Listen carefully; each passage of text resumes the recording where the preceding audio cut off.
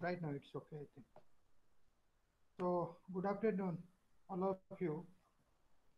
Uh, because of this holiday, I went to my home.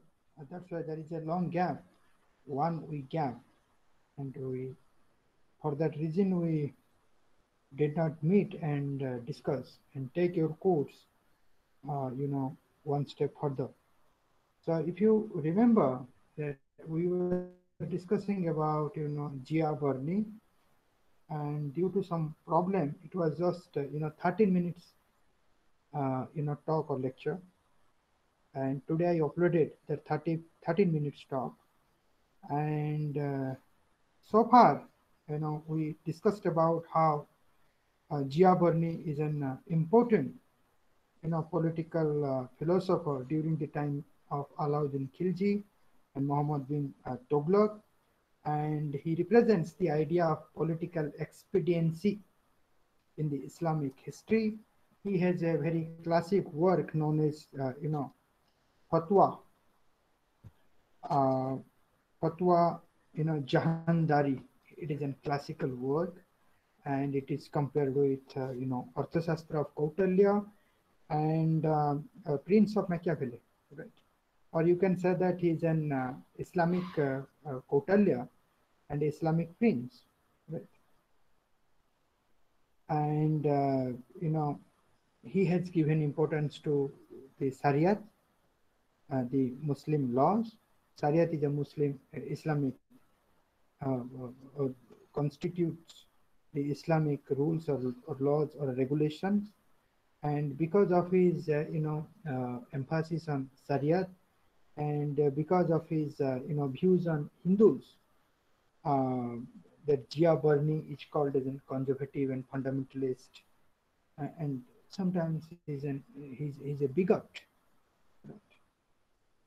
And in his book, that Fatwa I Jahandari, he has mentioned that the most important task of the king or sultan is to achieve the objective and end. And what is that objective or end?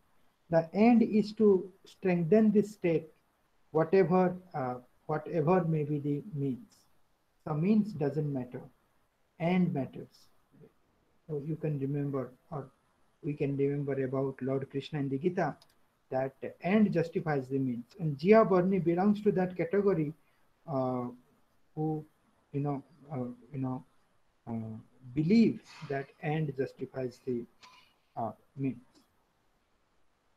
And what he's saying, that he's making a kind of distinction between the personal and political domain of individual, or even personal and political domain of sultan.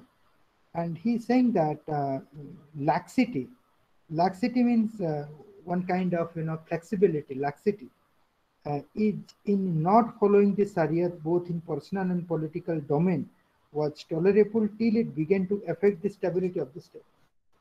So what is saying that even if you are not following the Shariat in your personal and in your political life, as long as you are non following, uh, you know, uh, doesn't affect the stability of the state, then certain kind of laxity, flexibility is allowed. But if your laxity or flexibility of not following a Shariat in personal and public life, if there is a you know you know if the question of stability of the state uh, is jeopardized, then what he's saying, that it cannot be and it should not be tolerated. It should be or it should be intolerable, right? And we have also discussed about how Bernie wants to consolidate the powers of Muslim ruler. And to consolidate the power of Muslim ruler, he is suggesting that rebellious elite, whether they may belong to Hindu or they belong to Muslim, and those rebellious elite, they must be suppressed and education should be, banned to be the underprivileged, etc. Right? And these are the two, means or ways to consolidate the power of a Muslim ruler. So the first, that rebellious people must be suppressed, and second, education should not be given to the underprivileged, people. Uh,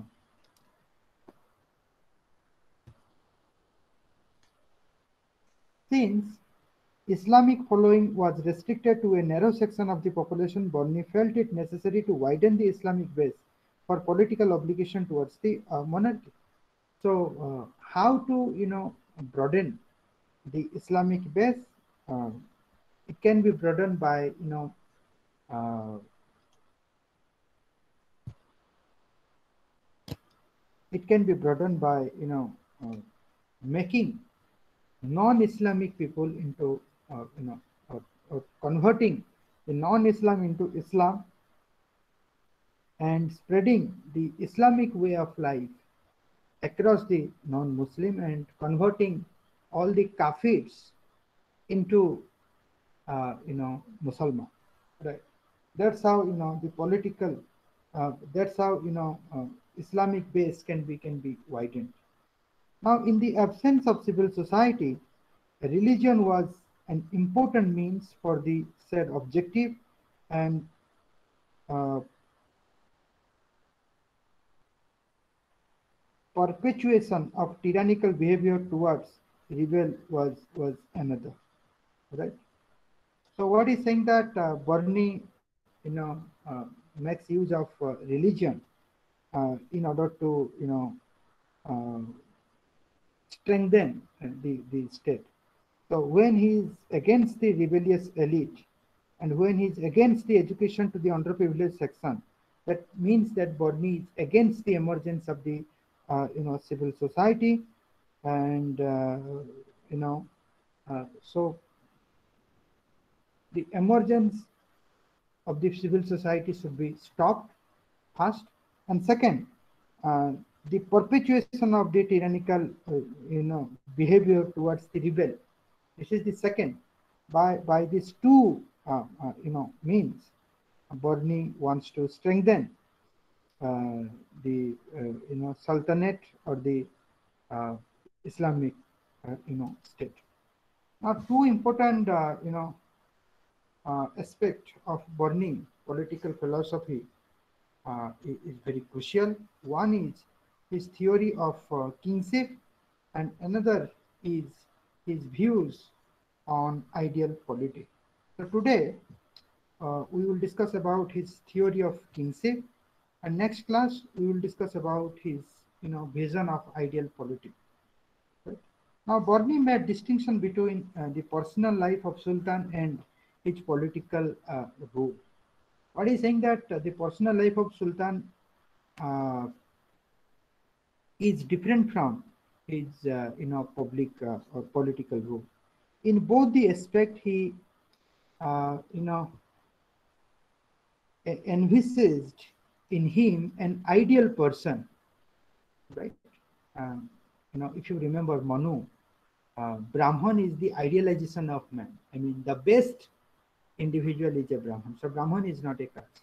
And Borni is also having a similar kind of vision, that the best person, the ideal person, should be the king. And how, to become an ideal person. Now, Bernie has given certain characteristics, features of the ideal person. An ideal person is a noble bird, and he belongs to the king's family, and he has the innate sense of, justice, right?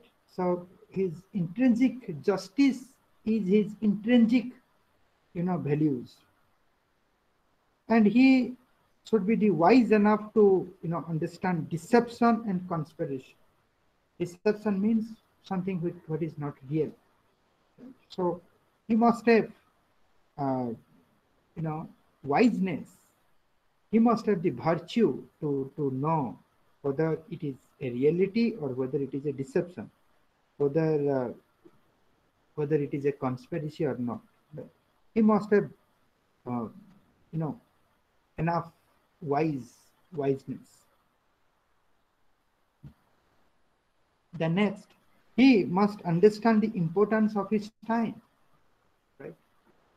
So the time of all the sultans are not same, right? And why Akbar did not behave the way Muhammad bin Tughlaq or Alauddin Khilji behaved? So it's not all about the personality; it's about the time. And the king, that ideal person, must understand the nature, significance, and importance of his time. Especially, must understand the trend of his time,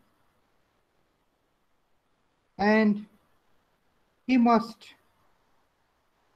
know the judicious dividing between his personal need and political, requirement.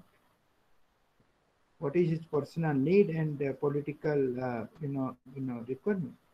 I can give you the example of Chanakya in this context. Uh, one, being the mastermind of Chandragupta, Chanakya was staying in his hut, and he used to spend his time writing, uh, you know what later on we known as from his writing he developed, uh, or from his writing that Arthashastra was actually developed. One day, one individual from the uh, you know kingdom, he came and meet uh, Chanakya. At that time, Chanakya, there was a lamp. It was run by the kerosene, right? And that lamp, because of that lamp, uh, he was getting light and he was writing something actually. When that person came and Chanakya asked that, who are you or what purpose you have come here? Then he replied that, I have the purpose, I have a private purpose, right? Then, suddenly Chanakya, um, you know, he turned down that lamp and everything become very dark, right?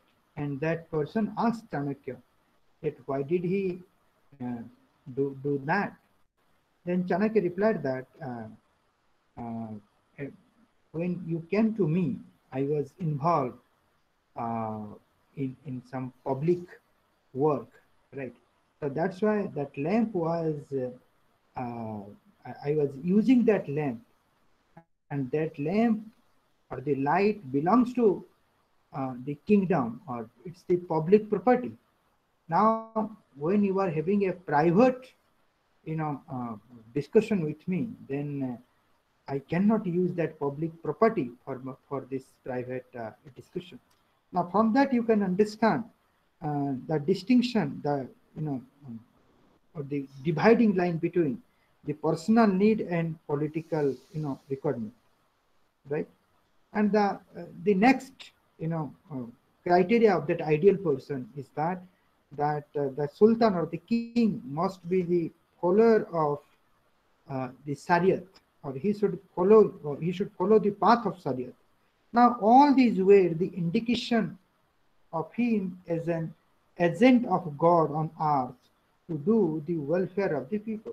It's just like similar to what is there in the Hindu philosophy.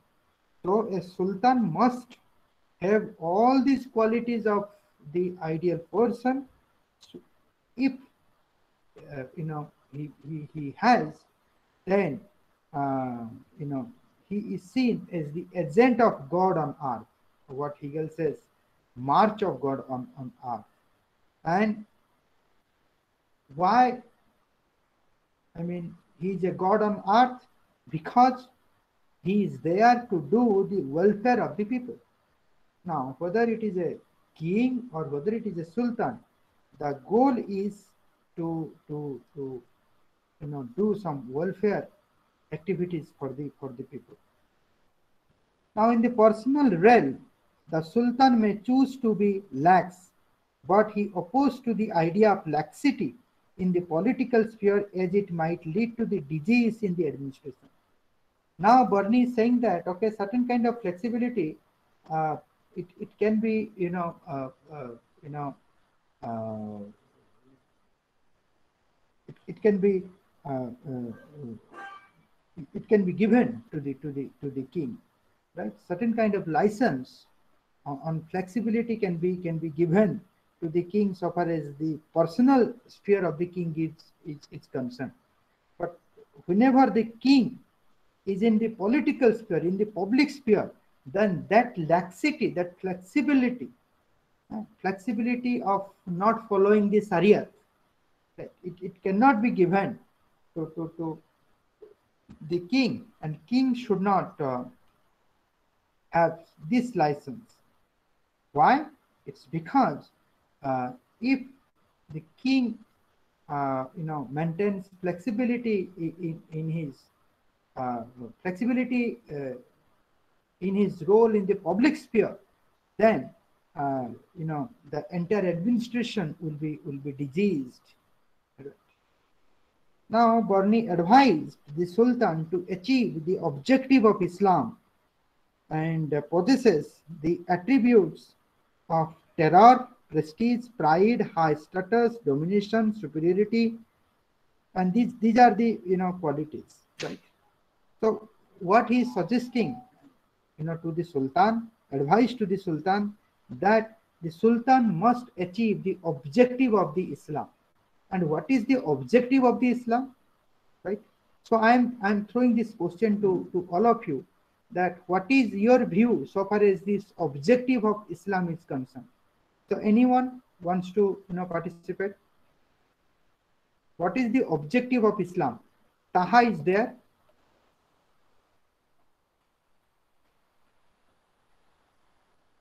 Taha, are you there?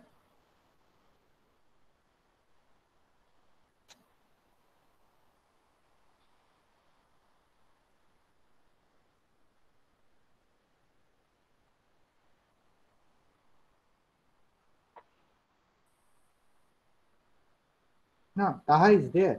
Taha, can you hear me? Sir, yes, sir. What is the objective of Islam?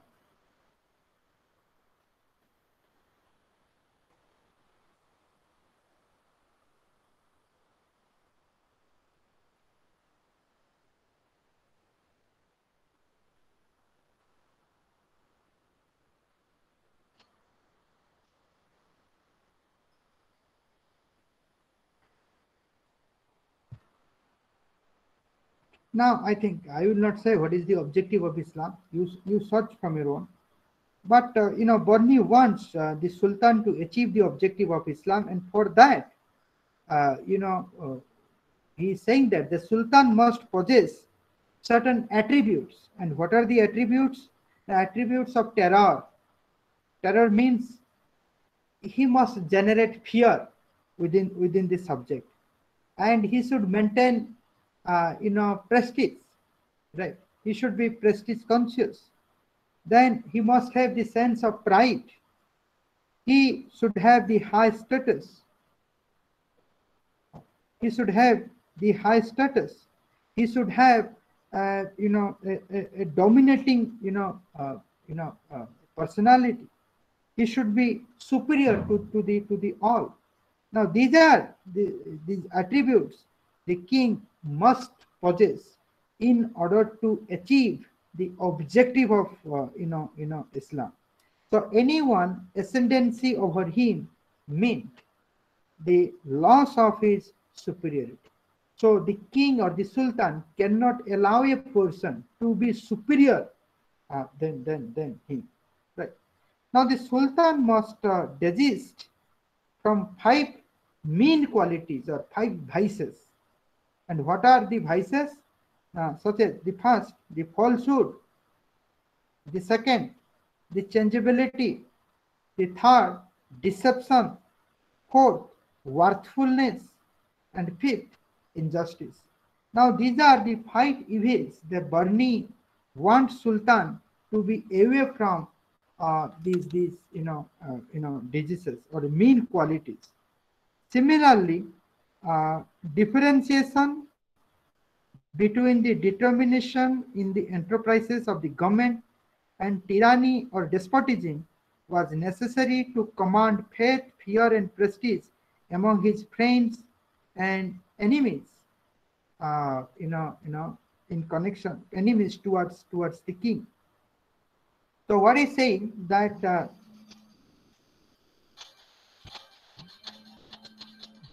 just 1 minute.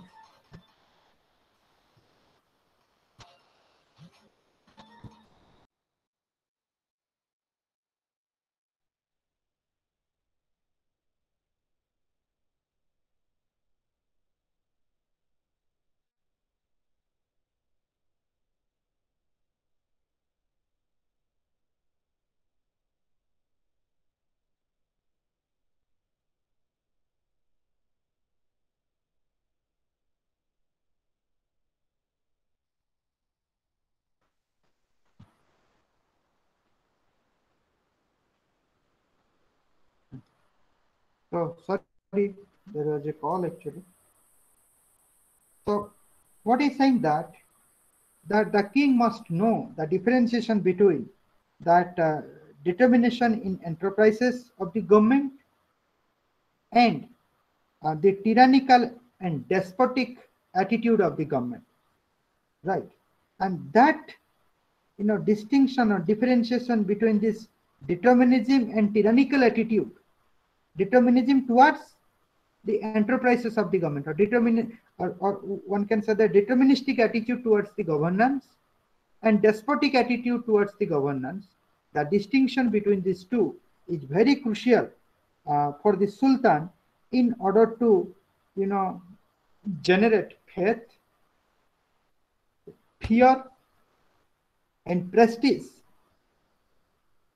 within his friends and enemy, or within the subjects, or within the citizens, within the prajas. Now, high resolve, lofty ideas, fair administration, distinctiveness from other monarch, obligation over people, etc., were other required characteristics to influence people. Now, so, Barney is suggesting the Sultan that how Sultan, can have better influence over the people. Now, for that, the king must know how to resolve conflict in a better way. Then lofty ideas, fair administrations, distinctiveness from other monarch. I mean, the sultan must be different from other monarch, and obligation over the people. I mean, it's not only the people are having obligation to the king. Even the king, the sultan, also has the obligation towards the people. Now, all these are required characteristic of sultan to influence people. Now, as people were influenced by the character and action of the sultan or monarch or king, it was necessary for him to maintain all these regalities associated with kingship. What is regalities? Can anyone say me what is regalities? Let me check.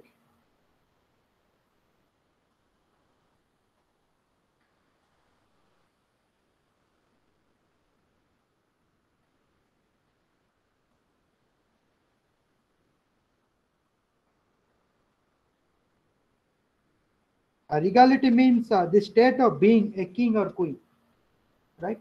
The state of being the king or queen, right? So, as the people were influenced by the character and action of the king or monarch, it was necessary for the sultan, king or monarch to maintain all these, qualities of becoming or of being a king. That is what this regality means, associated with the kingship, right? So a king should be a king because people are influenced by the character and action of that king. So all these regalities the king must maintain, which is associated with his kingdom or kingship. Sorry, kingship. He must have, required careful attention on the selection and gradation of the counselor. The king cannot alone rule the sultan cannot alone rule the state.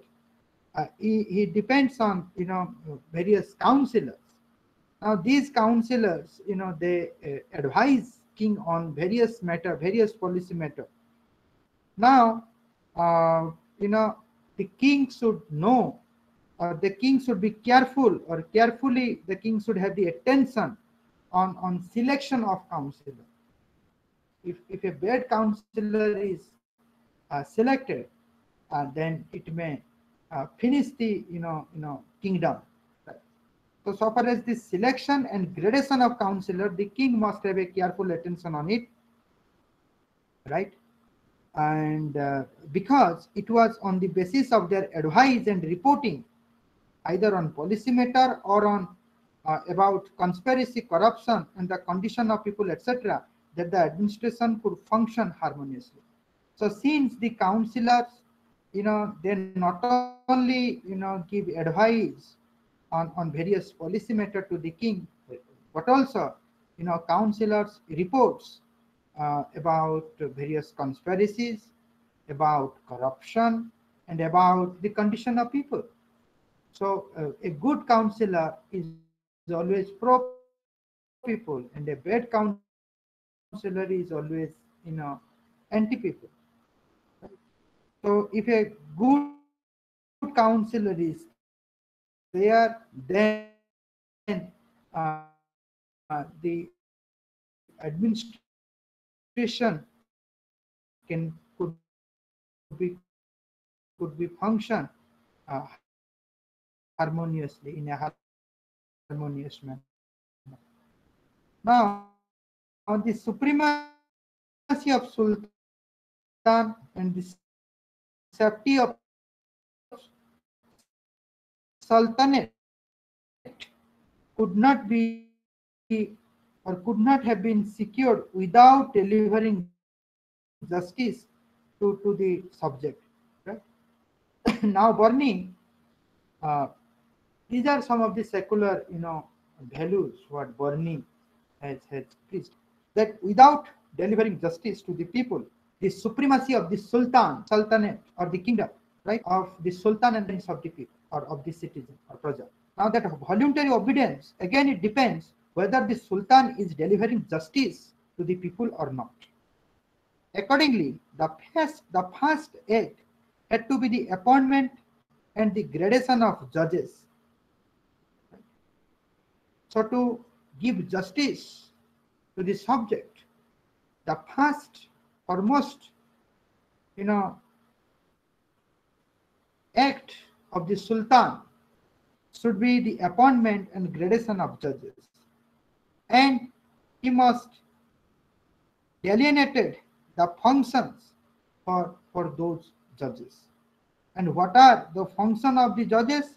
The function of the judges is, or were, the protection of money, property, women, children, weak, obedient, helpless, young, friendliness, and submissive. Right? So what I'm saying now, these are the different kinds of marginalization. There are marginalization in connection to the money.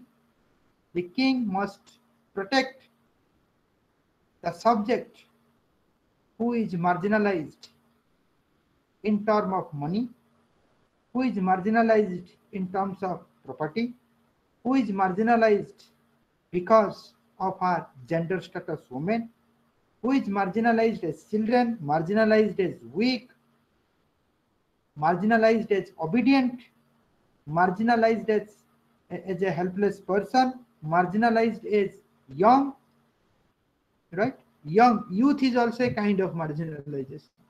That the king must give protection to all from their different kinds of marginalization. Now, while delivering justice, king should know the appropriate occasion for both forgiveness and punishment. Right? So the king should give both. The king should punish and the king should forgive also. The king should give also reward. It means the king should be active. And today, from my personal experience, I can say where I'm working, and it's on the record. The authority is neither giving the reward nor the authority is interested in the punishment. It symbolizes the authority is very weak. Now, Bernie doesn't want the authority to be very weak. That's why Bernie suggested that the king should know the appropriate occasion, for both forgivingness and punishment. Now, punishment to whom? Punishment to the rebellious, the cruel, right?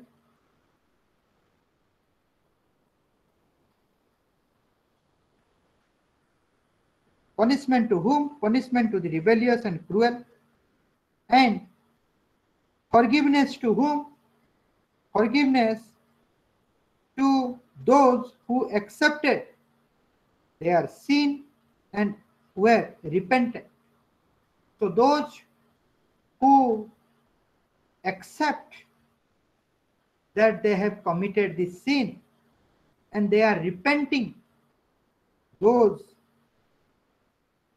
are given the forgiveness by the king or by the judges. Now, the deliverance of justice was to be according to the religious practice of the subject. Though Bernie nowhere mentioned separate kind of justice for Hindus or Muslims, yet it may be argued that when justice was based on the Shariat, which were, what Bernie had supported, then justice based on religion was already implicit in it. Now, Bernie, as I said earlier, the Bernie used religion as an important means to, consolidate the power of the king and to strengthen the state. Now, Bernie is also using religion for the deliverance of the justice. Now, nowhere Bernie has mentioned the separate kind of justice system for the Hindus and Muslims, but the overemphasis on Shariat as the rule or as the source of justice, by doing so or by advocating so, Bernie Bernie indirectly gives a message that the deliverance of justice should be according to the religious practice of the subject, right? Because in the Shariat, religion is already implicit in Shariat. The moment you talks about that justice must be connected with the Shariat, it means that you are connecting justice with the religion. Now, Bernie conception of justice tilted in favor of rich and powerful. His hatred against the underprivileged and his bias in favor of noble born speak volumes about the basis of his justice. Now, Bernie is an elitist, thinker, right? His conception of justice is always tilted. It is always a favor, towards the rich and powerful, and his hatredness, his dislikeness to the underprivileged people, and his biasness in favor of noble born, those who are officials, those who are very close to the sultanate. Now, Bernie biasness in favor of those noble born, it speaks about his mindset and about the basis of his justice. Now, the very paradigm of fatwa was based on the consolidation and the expansion of the state in the sultanate, like the element of feudal society to be used as an instrument for the perpetuation of monarchy. I mean, the way the feudal society is necessary or necessity or perpetuation of monarchy, in that way, fatwa, right, the paradigm of fatwa or the fatwa, the concept of fatwa, that is also linked with the consolidation and the expansion of the elite in the sultanate. So the connection between the feudal society and monarchy is actually similar to the connection between the fatwa and the elitist sultanate. The expansion of the elitist sultanate. The connection is the same. Now at Panchayat and community level, to Barni, caste and religion did influence the judgment, but the state did not adopt the policy of religious discrimination. Right? So Barni doesn't want Sultan to discriminate between the Hindu and Muslim so far as deliverance of justice is concerned. But one doubt arises if Barni advocates the prevalence of Shariat, and which is already a Islamic law, and when he is applying that Shariat on non Muslim, then how does it is not a religious discrimination? Right? That is actually a confusion, and that confusion is also in my mind. Right? But I think that Shariat is a system of law and a system of justice, and it doesn't discriminate between the Hindus and the Muslim. No doubt it is a Islamic rule, Islamic law, but that Islamic law doesn't discriminate between the Hindus and Muslim. I think so. So that's why the prevalence or the applying Shariat on non-Hindu may not may not lead towards the religious discrimination. Now nobility was the second component of monarchy, right? Nobility. The nobles were the chosen individual whom the Sultan assigned the right to levy the revenue in a particular territory, which was known as Ikta. Ikta. Ikta means those. In modern day, we are saying that these are the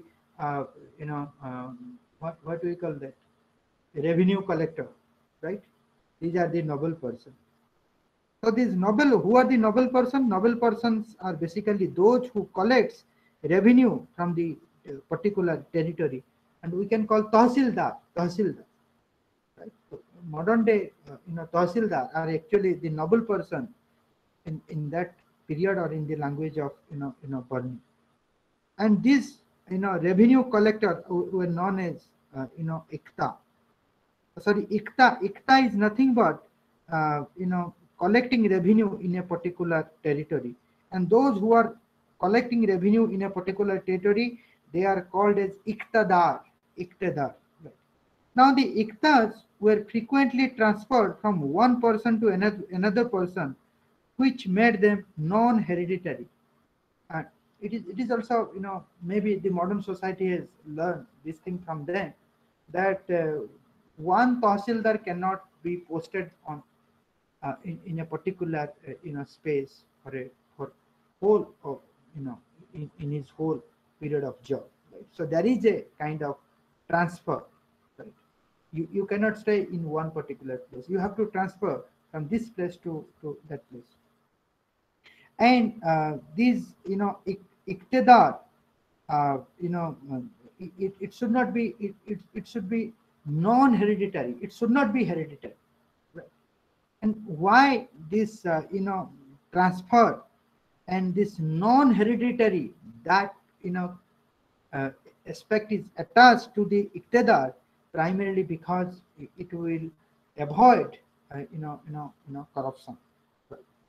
Now the selection of the Iqtidar by the Sultan was the most crucial nature, for which Bernie set certain guidelines and advised the king to be careful. And the criteria were twofold. There are two, you know, criteria to become a iqtidar. And what are these two criteria? Now, the first, people to be selected should be noble born with the loyalty. Noble born means basically they should be related with the royal family. They should have a very higher, they should belong to the higher genetics, right? These are the nobleness, right? With the loyalty at both personal and political level towards the sultan. So this he must be loyal to the sultan. That's the first criteria to become a iqtidar. And the second criteria is that the iqtidar, or the person who wants to, or to become a iqtidar, the person must possesses the qualities of a sound political judgment and render the advice to the monarch, king, or sultan while taking into account the prospect and contradiction of the impact of policy to be undertaken. So basically, these iqtidars must have the knowledge of politics, knowledge of legal jurisprudence, and they must have the potential to give or render advice to the sultan or the king, to the king, uh, while or to the king on the positive and negative aspect of the policy on the people. So I'm stopping here. This is your the theory of kingship, and the next class we will deal with Gia Bernie's concept of ideal polity, right?